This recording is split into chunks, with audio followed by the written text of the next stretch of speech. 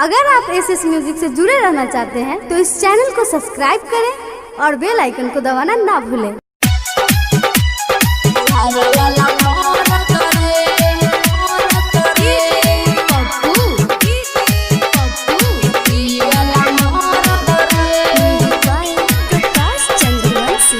चीते पटकल परल दवाई के गोजरे चीते पटकल परल दवाई के गोजरे हमरा देहिया में दिल बतौर तो बिहार वाला मरद रे हमरा देहिया में दिल बतौर तो यूपी वाला मरद रे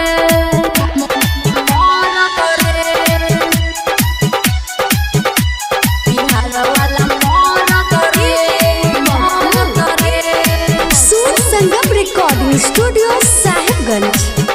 हमरा देहिया में दिल बतौर तो वाला मरद रे बिहार वाला मरद रे धइले बका की लावता नापी मन जाओ करते ऊपरे महारता चप चप धके कमरिया अजा मिलता रे फूबरे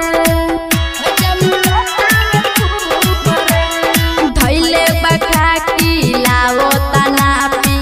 मन जाओ करते ऊपरे महारता चप चप धके कमरिया मजा मिलता रे फूबरे पीसे ना हरदी बाटे पे दर्दी लागे ना ओकरा तोर मरे हमरा देहिया में दिल बदौरद बेतिया वाला मरद रे हमरा देहिया में दिल बदौरद दीवाना वाला मरद रे बेतिया वाला मरद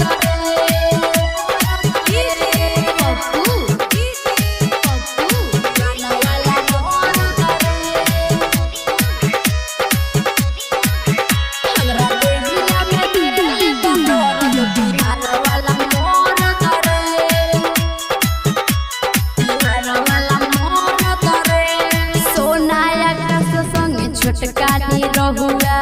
कहे करा दिहला साथी हो राजा प्रकाश सुन बारे कसाई जिंदगी के पहले बर्बादी हो जिंदगी के पहले बर्बादी हो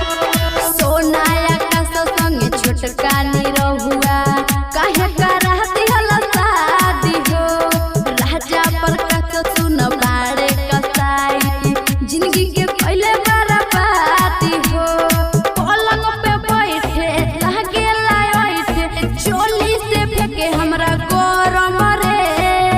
हमरा देहिया में दिल बदौरद बलिया वाला मरद रे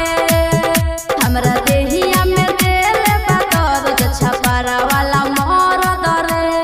कॉन्टैक्ट नंबर 73526764